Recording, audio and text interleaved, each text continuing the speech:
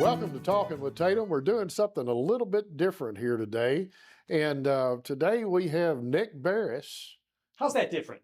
Well, it's because the people I've asked to be on the show before, I've met before. I have not met you before, but I've seen you on TV. Sure, and I've seen you on the bench. I mean, I don't know that I've covered any cases per se, but I've been there before, and I certainly know who you are. Well, that's sometimes that's a good thing, and sometimes it's a bad thing. It makes me a little nervous. Well, it's good to be here. But what I've noticed over the years in your time with NewsChannel 5 and your time in Nashville is you make reference to living in Wilson County. I love it. And have lived, I think, in Mount Juliet or Gladeville. Mount Juliet for a while, yeah. And now up in Lebanon. Yep. And I thought, what road I live on?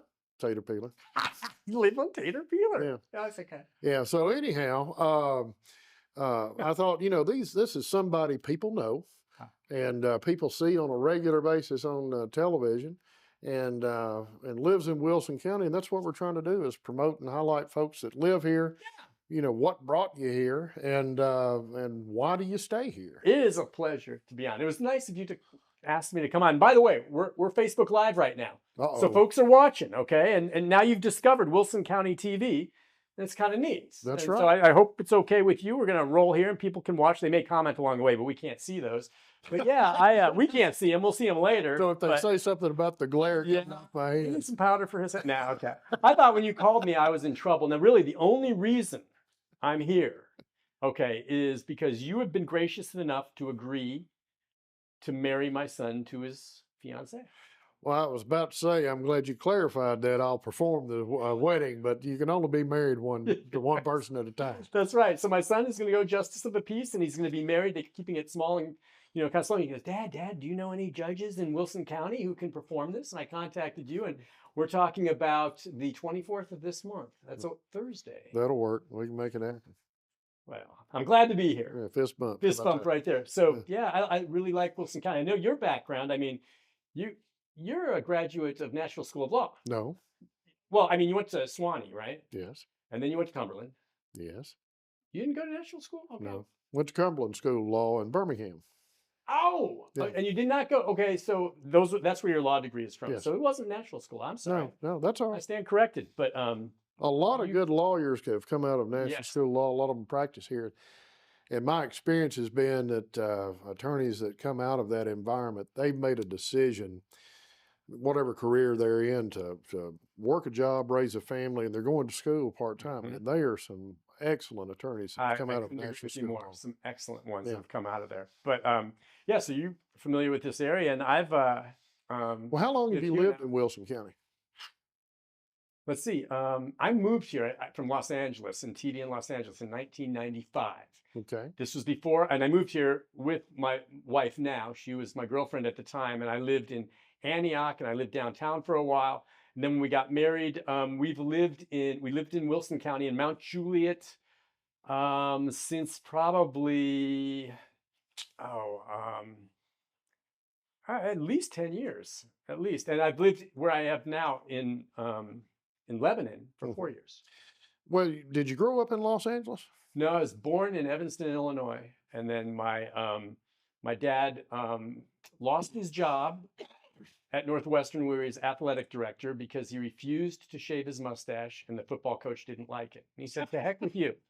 And so he lost his job as SID there, and he got hired at the University of Oregon. Okay. And so I'm an Oregon Duck, and I grew up in Oregon, and then I bounced around to several places in the business, and I was in Los Angeles before moving here. And did you go to the University of Oregon? Yeah. And graduated with what degree? A degree in broadcast journalism. So that was something that you had planned for and you studied for. I've done it all my life. My dad was kind of in that realm, and I loved it in high school. I broadcast the high school basketball games Okay. and was on the school newspaper.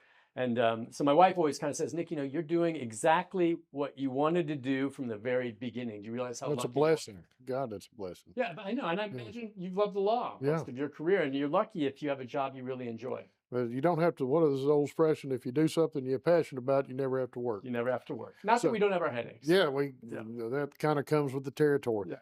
But you bounced around on the East Coast doing different productions, different stations. Yeah, I was in Washington, D.C. for a while, actually working on a fellowship for a congressman, worked in Los Angeles. Before that, actually, I worked in Medford, Oregon. Okay. That was where my first TV job was. Just south of Crater Lake. Yes, in I've Klamath Falls. I've spent the night on the rim of Crater Lake Isn't that in the beautiful? lodge. It's absolutely beautiful. One of the deepest and clearest lakes. Were you there in the winter or summer? In the summertime, but there was still snow on the ground. And I got up early in the morning and sat on the porch out there with a cup of coffee. It was cold in July, and That's Oregon for you. And sat up there and people look it up on the internet if you've never seen image of Crater Lake. It's like a cobalt blue mirror, Incredible. completely still. It's the what a caldera Yeah. of a dormant volcano, and it's absolutely beautiful. They have sent some specialized subs to get to the very bottom of it. Second deepest lake in the exactly. in the. Wait, what brought you out there? Was it vacation? You said let's go to Yeah. Oregon? Yeah. Where else did you go? I'm just Uh, curious. I mean, did you go through Eugene or were you on the coast? what's the old Hank Snow song? I've been everywhere, man. Okay, so you were in Ashland, and well, what a good trip! Like Yeah. Crater Lakes, beautiful. I've had the fortune of going out there when I was a child with my parents, and then I've been out there a couple of times since as an adult. So hopefully, when my grandkids get a little older, I'll take them out there to see some of those. And Crater Lake will definitely be on the thing. But you were in Medford. Yeah, it was in Medford, Ashland area. That was my first job. Went to DC for a while to work for a few years, and then came back, went to Medford. Then I got a job down in Southern California in TV. And then some things happened there where it just, I was coming back from a story. Actually, I was coming in that morning to work. And I pull up, and the satellite trucks with all the engineers are out in the parking lot, and they've got heat guns, and they're peeling all the logos off the side of the satellite trucks. And I'm like, why are you doing that? You know, how all satellite trucks with TV has their logos on the side, and they're peeling them off. And they go, we had an incident this morning. So I go in and talk to my news director. And he goes, yeah, John Turner, our chief photog, was riding in that morning in one of the satellite trucks. A lowrider pulled up next to him, rolled down the window, and fired a .44 Magnum through the window at him. Missed him, but the glass shattered, hit him in the face, went up through the roof and lodged in the seat next to him. There's no reporter with him that day. Slammed into a tree, broke his jaw, and they sped away. It turns out another station in the Los Angeles area had done an expose on local gangs, and they put a hit out on Henny. And I was like, you know, I've been here for a while. My girlfriend's in Tennessee. I think I'm going to go to Nashville. And so I applied for a job to get out of there because that, you know, I love Los Angeles and Southern California. I love the beach, but that kind of rattled me. And I thought, I want to go someplace that's different than that and better than that. And I don't have to worry about getting shot every day. Though I'll say Nashville now in the past 20 years, 30 years has become more like LA. Well, you know, I watch your channel most every morning. You're not just saying that. No. I wake up 3:30. You're an Amy Watson 4 fan? o'clock. Leland Statham. Leland and Nikki D. Nikki D. I got my picture made with Nikki D at a fundraiser. She is great. Just as they were doing a fundraiser for Joseph Storehouse up here, and she was the MC. Yeah. And of all things, they asked me to model some clothes, and which I'd never done. And but had a great time and for a good cause. But I got my picture made with Nikki D, and I told somebody I'm never going to watch this show. Oh, she's such a ray of sunshine. She is a fun person. And Rebecca Schleicher's out there, and Ben Hill and Amy Watson, Yeah. who's going to be retiring at the end of this month. No, Amy's retired. She's going to retire, and Okay. she can't be replaced, but Yeah. she wants to go and do some other things. It's completely her choice. We love her, you know. But in all seriousness, I watch you in the morning, and they feature you. They'll say Nick's downstairs with a story I on believe. this, and in fact, you reached out to me by text and said we're going to have to cancel this taping today because you were supposed to be going on a helicopter up to East Tennessee to cover the storm damage. Yeah, and I completely understand that. Yeah, you were nice. We were going to go with the Blackhawks. Yeah. I have a contact with them, and we were going to fly out with them and then see some of what else is going on. They've been out there for the last several days, but it was fogged in this morning. I don't know if you woke up this morning outside our house. It was pea soup. Couldn't fly. Later in the day we could, but by then took me out of the mix. Yeah. Well, see, I was guest hosting on our local radio show this morning for Coleman Walker, so I was up early. So you saw the fog. I mean, it was thick. I was up before daylight. Yeah, up before Channel 5 went on the air. What time did you get up? 3:30, quarter to 4. What time did you be on the bench? Well, I have to be there by 8 or 8:30. Wow, you get up Whether you can get a lot more done in those early hours of the day so than you can true. any other hours of the day. It's quiet, and you can focus, and you're not worn out. Yeah. And when you get to be my age and your joints hurt, What are you, 41, 42? yeah, something like that. That, But what? I'm really young, but I've spent too many times seeing the sun come up, and no, I wasn't going to work. Stay up too I know late. what you're talking Yeah, about. you know about that. Yeah. So you came to Tennessee because your girlfriend, fiance was already here. Time for a change of pace. This is a great station. Yeah. At the time I'd heard about it. Yeah. And how hard was it to get a job in another TV market? The business has changed. Now it's back then. Very much more competitive, much more difficult, especially to get into a national market, which is very, very desirable. I had some contacts who had worked with me in LA that were out here.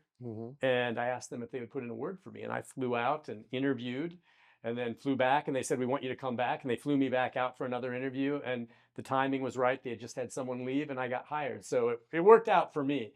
But at the time, I had no idea what a great station I was going to. The legacy and the people that have been there for so many years. And it really is a terrific place that does journalism right. It's fair, across the board, and all of this. And I just got lucky. Yeah. I was lucky. And you enjoy. It's obvious from your enthusiasm that you bring on the air that you enjoy the people you work with and the community that you're working in. And you asked me before I sat down, when you get nervous or things like this, and with something like this or on air. The only time I ever get nervous anymore is sometimes when you get thrown on the air at the scene of something breaking, and you have to go on because they're coming to you at that time slot. But I haven't had time to talk to authorities to get the facts. Right. If I don't know what's going on and I'm afraid of what they're going to ask me, that's when I get a little nervous. But when that happens, I'll tell them. Yeah. I don't know. Yeah. Doesn't happen very often, but that's otherwise. I don't get nervous. I mean, if there's just one camera there, but right now on our Facebook page, 300,000 people could be watching. Now, if I was in a stadium, wait just a second. You mean there's 300,000 people on your little camera right there that follow me on my Facebook page, and you've got more people following than what's on our a little more than your cable channel. Yeah. Wow. So you are now not local. You're global now. I have followers in Europe, and people can watch, and they're going to say, we like that judge.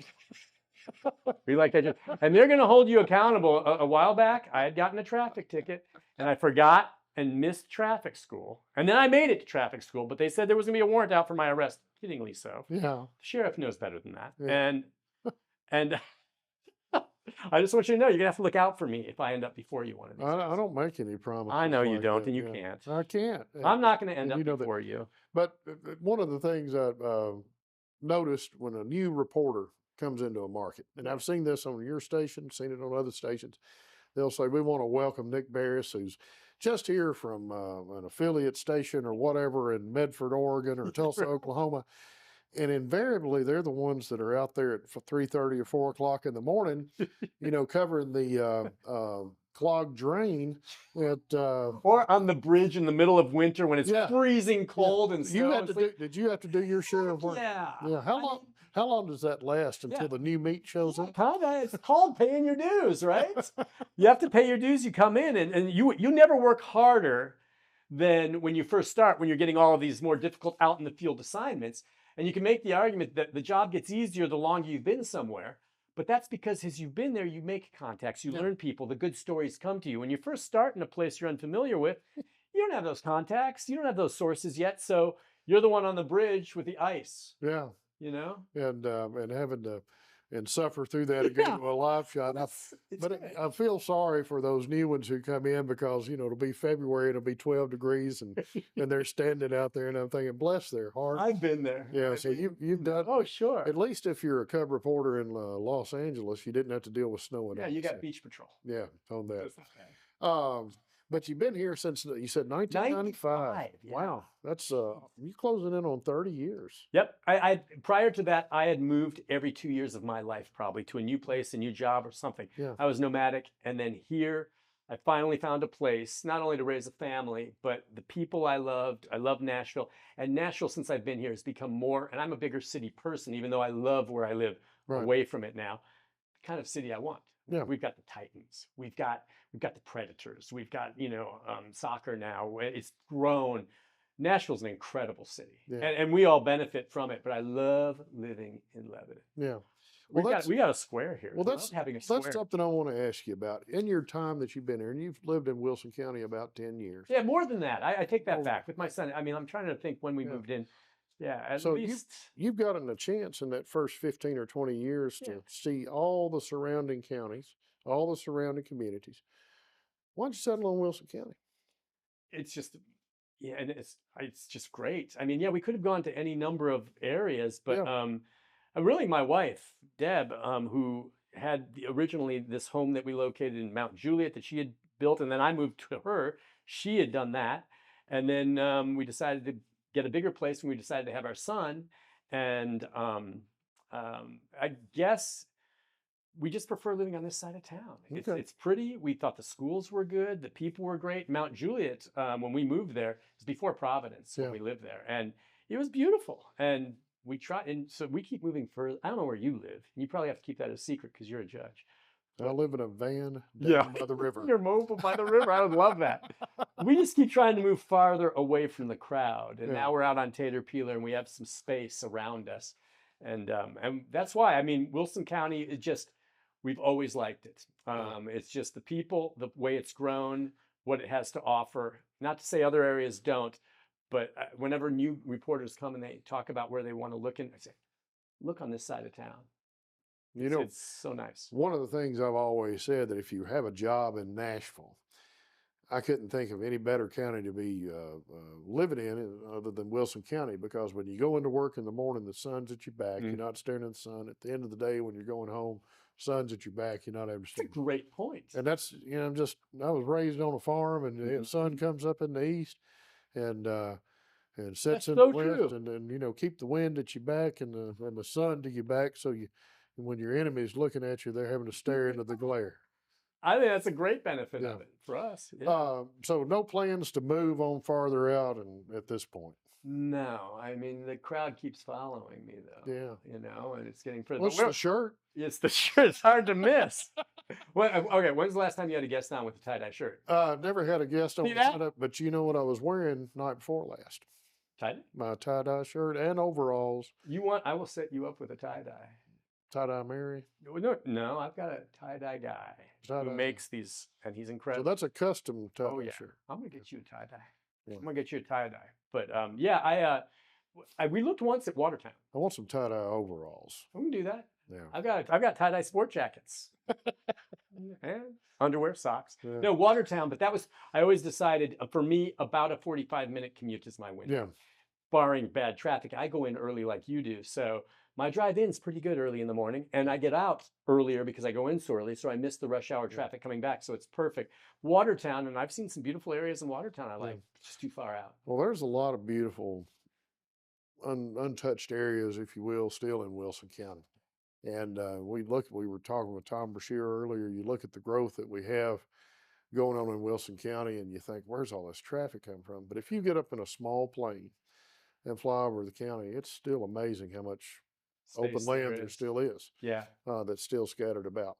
One thing I want to touch on about your career, being here.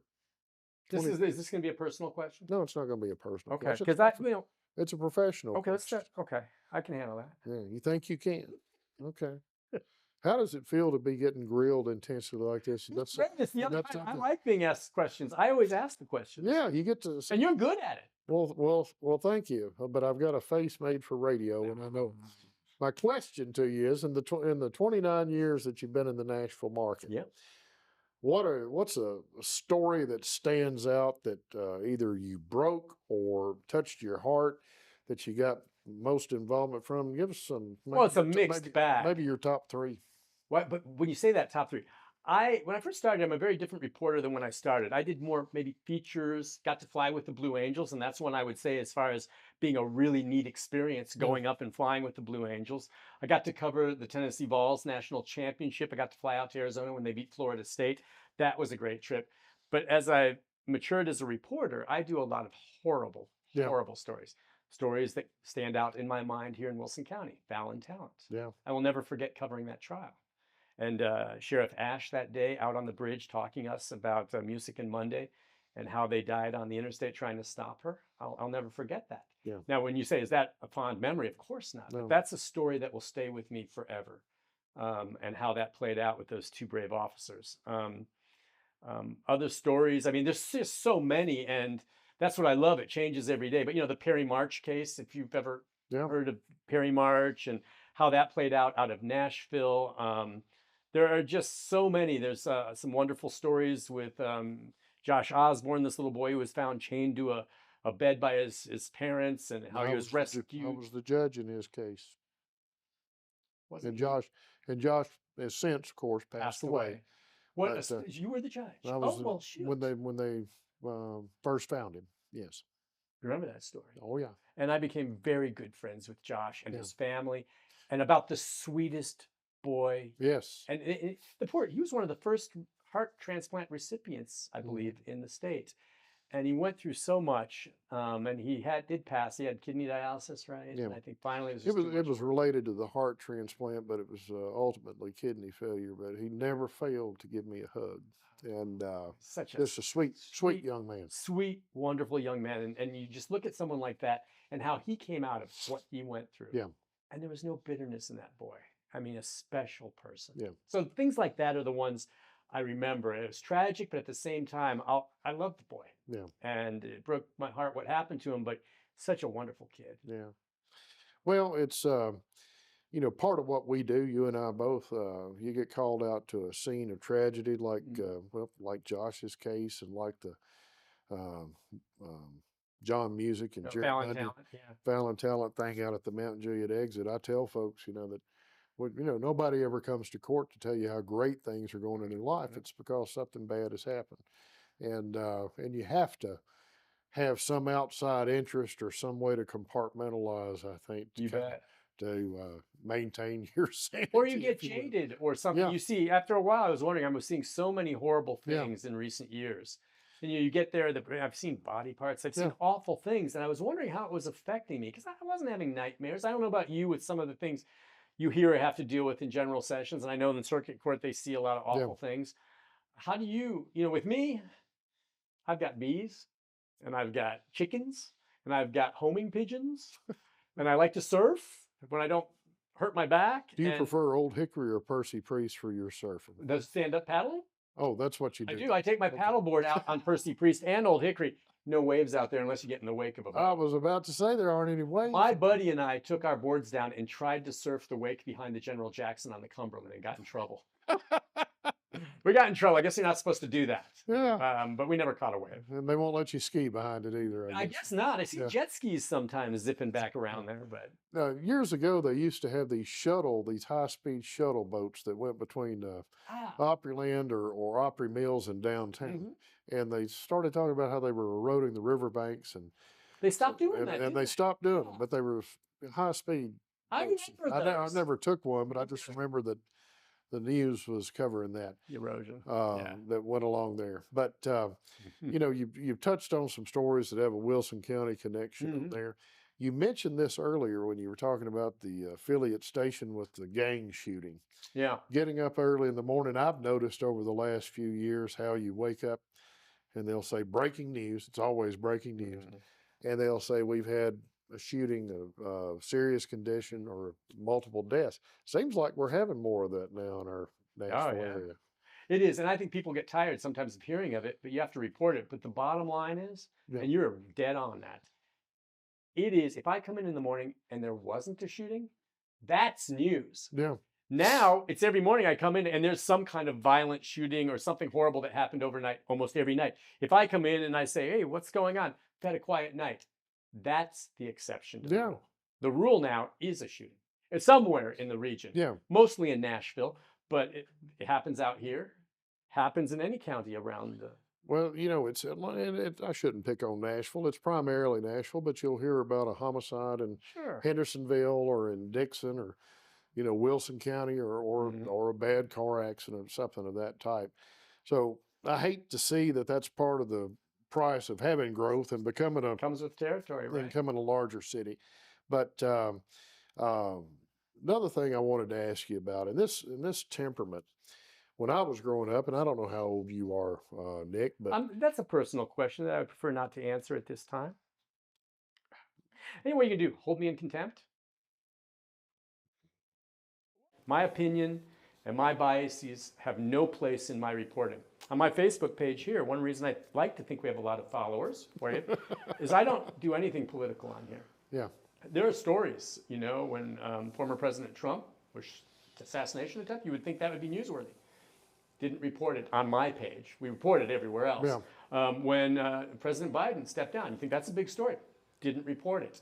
I don't do those because it just devolves into personal attacks and both sides attacking each other. And I think most of the followers on my page appreciate the fact that it's a political free zone.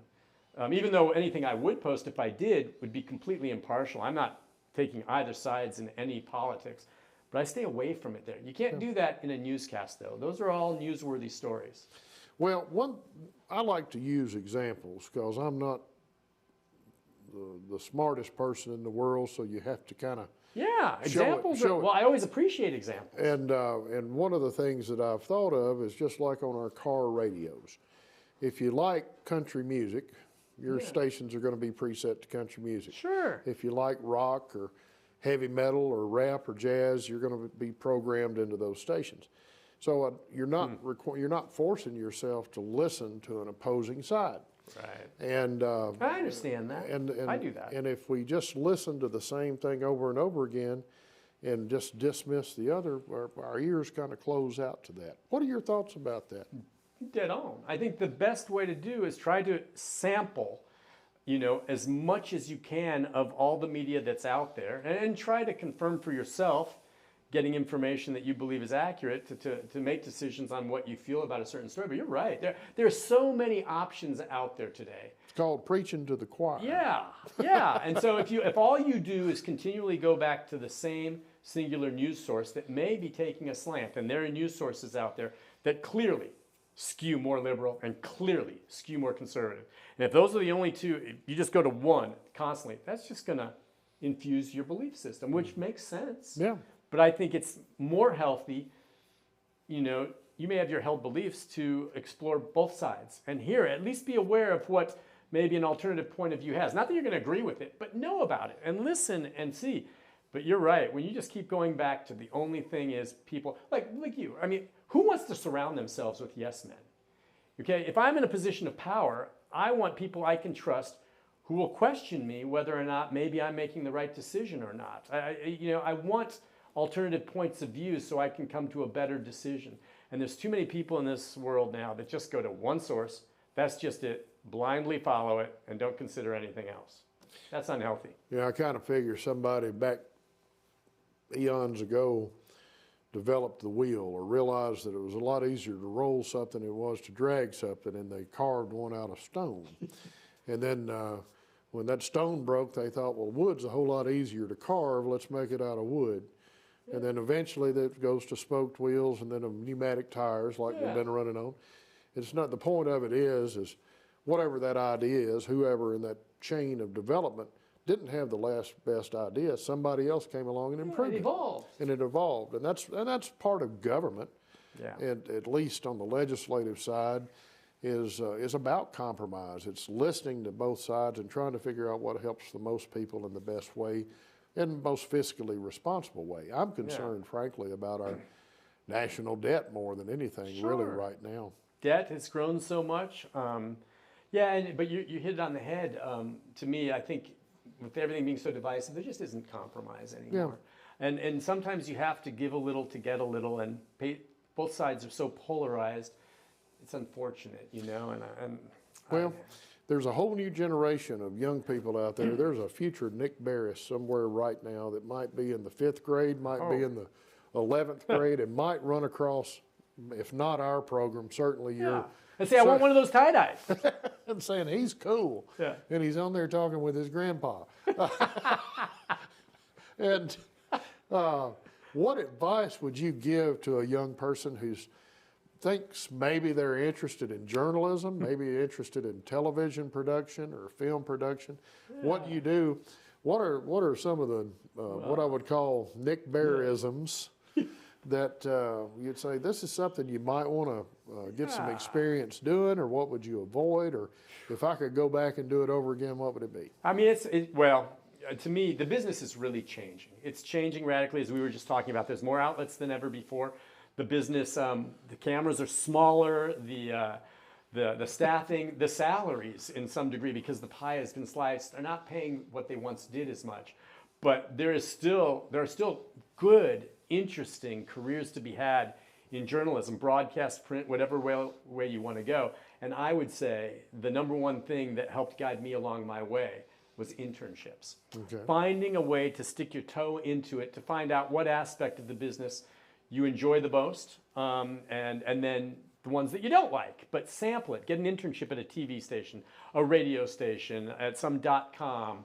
There aren't too many newspapers left. Or with your local public education and government channel. There you go. I don't know if you have interns here, but any of that. I don't know this young man working the board here behind you. I mean, he... No, he's a professional. He's a professional, but I'm just saying someone could sit next to him and learn these buttons. And it can be an exciting business for people. And to me, I firmly believe that journalism and fair journalism and accurate journalism is crucial to our democracy. Yeah. It's crucial. If it goes away and those in power are not sometimes held accountable and asked questions and things like this, I don't know who else will do that. And it's scary sometimes. Good journalism is crucial to democracy. As far as a student coming along to school, you would contend then that taking good English classes, literature classes, history classes. The more classes, you read, the better. Your sense of history is important, but pay attention to current events. Too many young people don't really watch the news, and probably aren't going to watch this if you're younger, but they get their news looking at their phone. Mm-hmm. And just make sure you're apprised of current events. But you're right. History, read as much as you can. Literature, the more you read makes you a better writer. And the writing comes into play in how you describe a story. Did you ever consider getting into print journalism? I did start originally in magazines at one point, right out of school. And then I realized I want to go back to get my master's. I went to Northwestern for broadcast. That was more my wheelhouse. That's what I wanted. So I did print for a while. My favorite medium, to be honest with you, there's just no money to be made in it, was radio. I love radio. Radio, to be a DJ or a news station radio, and the way I just love radio. You kind of bring the enthusiasm to this program like a morning radio DJ. Well, getting people energized and woken up. No, that's you pulling it out of me. Okay, I don't know. I thought you might be treating me with kid gloves, but you just go right at it. You ask him the hard questions, and he's pulling it out of me. This is a heck of a show. Yeah. Come on, right? Oh yeah, Next time I come on, and I expect to be invited again, at the very least, you've got a standing invitation. I'm going to bring you a tie-dye tie. Yeah. I can't accept gifts like that. I'd have to pay you for it. Okay, do I get a mug? Yeah, we can get you Where a is mug. it? Is there? Oh, is that? Look here. Oh, wait, you can't. Somebody's getting into our frame. Oh. Got a Talkin with Tatum mug, and we've got a lens screen wipe cloth in there, and also a mouse pad. I'm gonna take this. I'm gonna have this on set with me. Talking with Tatum. How long have you been doing the show? That's 3 years or so. Wow, I think it's great you do this. I think it's great. Well, and you're really good at it. Well, you're it's part of what Mayor Hutto and the county commission saw a need here, that you've got an opportunity to get a message out, and so we try to interview folks that hold elected office, folks that have some responsibility in government, and maybe get some folks that have a historical perspective of looking at how Lebanon and Wilson County has changed. And then occasionally we'll get somebody that has done something unique in their life and that happens to live here. So we're blessed with having a great Well, I think the best thing is for someone like you, I mean, judges can be intimidating. I mean, it's just, and you're held in high esteem and respect, but people get to watch this and see more of who you really are. And you can't always be this way when you're on the bench. But I just think the more people can get exposed to being in a courtroom or to judges and all this thing is important. I mean, I don't know how you feel about cameras in the courtroom, but really, the Tennessee Supreme Court, you can't kick me out, buddy. Yeah. I can come in. That's called Rule 30, okay? And so unless there's a very strong reason, you can't kick me out. Well, unlike my cousin, Channing Tatum, I haven't been blessed with... You have a cousin? Your cousin's Channing Tatum? Yeah. Are you serious? No. Oh, darn. I was going to say, that's pretty cool. Okay. But when I call a telemarketer and they want to know how to spell my name, they don't recognize Tatum O'Neal anymore. Oh, I do. You do, and Okay, I do, but okay. they don't recognize Tatum O'Neal. But when I say Channing Tatum, particularly if it's a female, they get all excited. Get excited. I mean, he's a good actor. And they seem, I don't know anything the guy's been in. And but I tell them that, oh yeah, he's my cousin, and he gave his mom and daddy fits when he was growing up, and people say that that he looks just like me when as a younger man, as a younger age, and but then I just can't contain my laughter at that point. Well, you had me going. I was going to say I could see the resemblance. Yeah, with the lights off, you might. But no, you have a standing invitation. Appreciate you being out here. It's a pleasure. Thank you for the mug. This was fun. It's good to meet you, and really appreciate it. And I'll be happy to do your son's wedding. He's going to be in touch with you. He's getting married on the 26th. I mean, the party and the gathering will be on the 26th out on Tater Peeler. But he wants to get married, if it's possible, with your schedule on Thursday the 24th. How does that work, by the way? Does he come down? Is it in the courtroom? How do you do that? Wherever, if we're up there at the building, we can do it in our reception area. We can do it in a courtroom. We'll go out in the parking lot. How long does it take?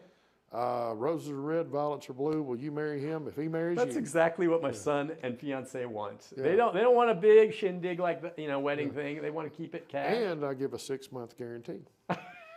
I hope it lasts longer than that. But that's a start. I love that. All right. Well, it's a pleasure. Thank you for having me on. Well, it's a lot of fun. And I've seen you on TV, and I thought we need to get him on here because he's a Wilson County guy. You bet. And seen a lot of things. People know you, and hopefully with your... well, spread the word. People watching this on YouTube that this is on. Well, by the way, when will this air? And they can go, and what channel? I guess she was showing me the different channels. Well, our producer, Christy, will edit this out, and she can't edit out the middle-aged spread, and but she'll edit this thing, and then once it's on channel 198 on our local cable station. But I don't know how we want to do this, Christy. What other venues can you watch it'll this be on? YouTube, WCTV on YouTube. YouTube, WCTV. So people take note, check it out. Wilson County. Of course, not all the guests are as engaging. Well, I will have to say he's been probably the most energetic. Well, that's and because enthusiastic. everyone's afraid of you, because you're a powerful judge. And I have no fear. Judge. I have no fear. Well, because I understand how the system works. Yeah, that's. Plus, I don't think the Wilson County Jail can hold me, and I'm like this with Sheriff Brian. Okay? You are good friends with his mom. He knows better than to mess Oh with yeah, me. Miss Joyce. She's a fantastic. She dances and awesome. she is so active. What a sweet lady. I ran into her over at Bay Bread. You ever buy your bread over there? Get the Cracker Barrel bread. I get a bunch at Christmas time and give out. It's the best. And it's the best bargain around. You go in there. It's the Bay Bread's the best. It is. I think it's $2.50 a loaf. And it's gone up. It's gone up. Yeah. Okay. What? Maybe it's $3. It's still a good deal. Yeah, it's a great deal. You go deal. try to buy a loaf at Cracker Barrel, they'll charge you at least $6 or $7. Yeah. But it's great with BLTs. Do you know the story about the Bay's bread? Someone had told me. Yeah. They're the supplier for Cracker Barrel. Yeah. Started out, they just had a recipe, and he would make loaves of bread and give out at Christmas. And some of the folks that he knew worked at the Cracker Barrel headquarters when it was still a fairly small company, late 70s. Just they had stores regionally, but nowhere near the size they are now. And the folks at Cracker Barrel shared it with some of their coworkers, and they said, this is pretty good. Where'd you get this? Well, Charles Bay made it. And so they called him up and said, can you make a few more? And sure. So he brought some. The next thing you know, they call him up and say, I heard Mr. Bay tell this at the Rotary Club one day, and they called him up and they said, we really like your bread, and we think it would be popular in our restaurant, and would you consider us doing like a test run in 2 restaurant locations? Said, sure. Can you provide so many loaves per week? Well, yeah. So his wife had a job. She recently passed away not too long ago. But and he had a job, so they would come home at night and bake bread, and multiple racks in their oven, and it got promoted. They said, well, we'd like to expand this test run into 8 more stores or 10 more stores, and it just grew and grew. And Danny Evans, who founded Cracker Barrel, called him in and says, "What makes you think you can, you know, you've been a route salesman. Yeah. And what makes you think you can do this?" And he said, "Well, I have an oven and I have a starter and the recipe, and it's not that hard." He's an honest man. And so they signed a contract, and I remember Mr. Bay said he called his wife and he said, "You can quit your job." Oh, man. But the thing about the Bay family, came up hard in the Depression. They were like anybody else, hard working, salt of the earth folks.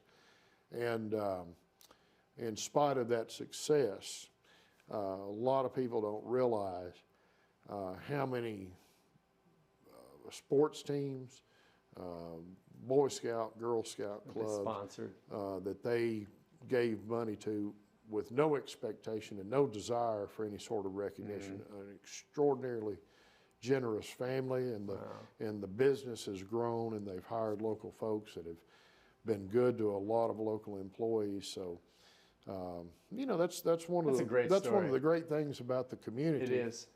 And that would be a great story for you one day. Sure. To get with one of the Bay family members. We should. I know we've done it in the past. Because I imagine out of those 300,000 people that are watching on your... they're going to get business tomorrow. They would, you know, probably 299,000 of them have had Bay's bread. Maybe so. And that's the thing. The key that made them successful, I mean, besides just good family and good people, that product is good. Oh, yeah. That bread, and I'm thinking I'm going to do what you did. I'm going to buy that as Christmas loaves for folks. Yeah. I mean, it is so good. You can't get it anywhere else in the world. And it's cheap. And it's cheap and it's good. You and I are in the same cloth. All right.